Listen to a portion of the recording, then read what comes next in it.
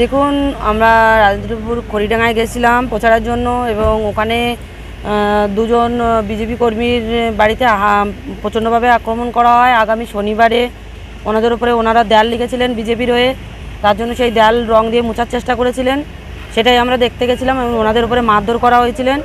তারপরে যাওয়ার পরে ওখানে টিএমসির গুন্ডা বাহিনীরা ওখানকার যে পঞ্চায়েত প্রধান উনি বাজে ল্যাঙ্গুয়েজে আমাদেরকে গালাগালি করেন। তবু আমরা কিছু বলি না, যেহেতু আমরা জানি এটা টিএমসির এটা করণীয়, টিএমসি প্রত্যেকটা জায়গায় এটা করে। সেই ক্ষেত্রে আমরা আমাদের ভারতীয় জনতা পার্টিতে তো এরকম কোনো ধারা নেই যে আমরা বাজে ভাষা বলি কি বাজে কাজ করি ওনাদের সাথে। এটা টিএমসি পার্টির কাজ, টিএমসি পার্টির থেকে করেছিলেন। তারপরে আমরা চলে আসি তখন আমাদের আরও সদস্যরা ওখানে পৌঁছায়, তাদের উপরে হামলা করে এবং আমাদের গাড়িতে ইট মারেন। শুধুমাত্র ওনার যে পঞ্চায়েত প্রধান ওখানকার টিএমসির উনি শুধু এইটাই করেছেন, ওনার ফ্যামিলিটাই এসে করেছেন, আদার্স আর কেউ আমাদের ওপরে কোনো হাঙ্গামা করেননি। কারণ সাধারণ মানুষ পেছন থেকেই আমাদেরকে আশ্বাস দিয়েছেন আমরা আছি দিদি, চিন্তা নেই।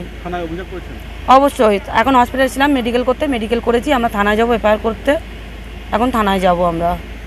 মাটিয়া থানার অন্তর্গত রাজেন্দ্রপুর গ্রাম পঞ্চায়েতের খড়িডাঙ্গা এলাকায় তৃণমূলের হাতে আক্রান্ত বিজেপি কর্মী বাড়িতে যান বসিরহাট লোকসভা কেন্দ্রে বিজেপি প্রার্থী রেখা পাত্র। সেই সময় এলাকায় গেলে রাজেন্দ্রপুর গ্রাম পঞ্চায়েতের প্রধান সমীর বাছরের নেতৃত্বে এলাকার বেশ কিছু তৃণমূল আশ্রিত দুষ্কৃতীরা বিজেপি প্রার্থী রেখা পাত্র ও বিজেপি নেত্রী অর্চনা মজুমদারের ওপর হামলা চালায়। সেই ঘটনার পরিপ্রেক্ষিতে আহত প্রার্থী ও বিজেপি নেত্রী ধান্যকুড়িয়া গ্রামীণ হাসপাতালে চিকিৎসা করিয়ে মাটিয়া থানায় এসে লিখিত অভিযোগ জানায়। অভিযোগ জানানোর আগে তারা বিক্ষোভ দেখায়, থানার সামনে বেশ কিছুক্ষণ ধরে বিক্ষোভ দেখায়। Bureau report, news Bharat 24 hours.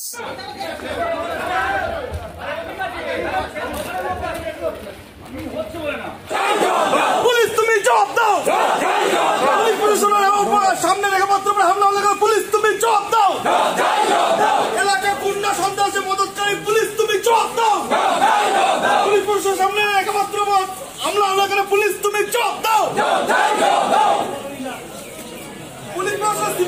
এখানে রেখা পাত্র আসলো, এসে উনি বেরিয়ে আসছেন এবং উনি সঙ্গে করে যে ছেলেটাকে নিয়ে এসছেন, এসে আমাদের গ্রামের মহিলাদের গায়ে হাত দিয়ে মহিলার ব্লাউজ ছিঁড়ে নিয়ে শাড়ি ছিঁড়ে নিয়ে বুকের স্থান টিপে ধরে রেখা পাত্রের সঙ্গে পালিয়ে গেল। রেখা পাত্র তাকে গাড়িতে তুলে নিয়ে চলে গেল। হ্যাঁ, রেখা পাত্র গাড়িতে নিয়েই চলে গেল। আমরা তাকে ধরার চেষ্টা করেছিলাম, রেখা পাত্র তাড়াতাড়ি গাড়িতে করে তুলে নিয়ে বেরিয়ে গেল। আপনারা কি চান? আপনারা আমরা ওর সঠিক বিচার চাই। হ্যাঁ, রেখা পাত্র তাকে সুযোগ দিয়েছে, রেখা পাত্র তাকে তুলে নিয়ে গেছে। রেখা পাত্র নিজেই বলছে আমি কি খুলে দেখাবো, তার নিজেকে সন্দেশখালিটা এখানে বানিয়ে দিয়ে গেল, খড়িডাঙ্গাতে সন্দেশখালি বানিয়ে দিয়ে গেল। আমরা সঠিক বিচার চাই। কেন মেয়ে ছেলের গায়ে হাত দিল? এখানে এসে মেয়ে ছেলের কেন অপমান করলো? মেয়ে ছেলের শাড়ি ছিল, ব্লাউজ ছিল, কেন? আমরা এর প্রতিবাদ চাই, এক্ষুনি চাই। আমাদের শান্তিপূর্ণ গ্রাম, আমাদের গ্রামে কোনো ঝামেলা নেই, কোনো ঝামেলা নেই, একদম পুরো শান্তিপূর্ণ গ্রাম আমাদের।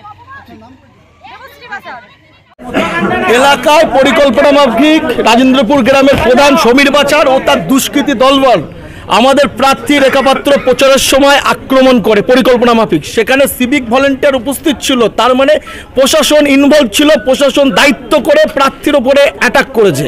আমাদের সন্দেশখালীর আন্দোলনের মুখের উপরে যে আক্রমণ হয়েছে, বসিরহাটের মা বোন ফুঁসছে, যতক্ষণ না পুলিশ প্রশাসন জবাব দেবে আমরা এখানে আন্দোলন চালিয়ে যাব।